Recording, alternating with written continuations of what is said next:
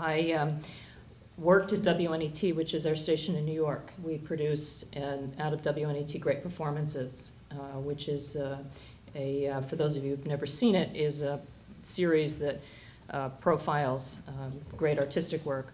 And one of the projects we were working on towards the end of my time at WNET was a production with the San Francisco Ballet of Swan Lake. When we went out to tape the production, there was one dancer who was just so excited that we were there. And, you know, I thought, well, this is great. You know, this guy gets to be on TV. He's really excited.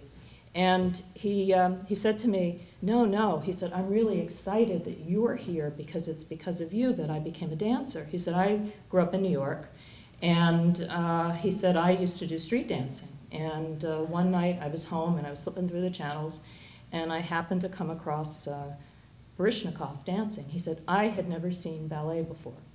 And he said, I just thought this was amazing. It changed my life.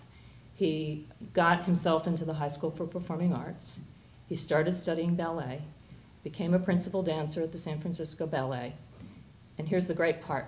He's now teaching dance. So one experience that started him down a path not only created an artist that people have enjoyed, but also created a teacher who's now taking the next generation with him on the great journey that he started.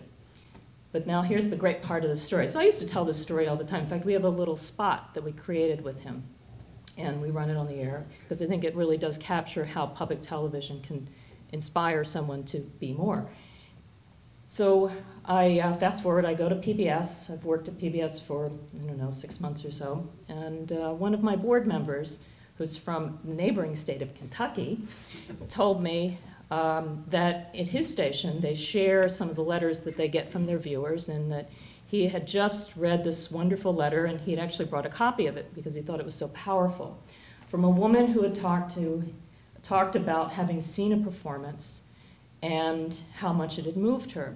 And what she wrote in her letter to the station is that she had enjoyed performance of Swan Lake. Well, it really got my attention, because this is my story about Desmond, which I've loved to share. Anyway, she had watched the same performance, and for her, she wrote in her letter, it was so profoundly moving. And she said that she is now in her early 80s and is confined to a wheelchair at home, and so she can't get out to see performances anymore. But as she wrote in her letter, when I saw that performance, I danced again.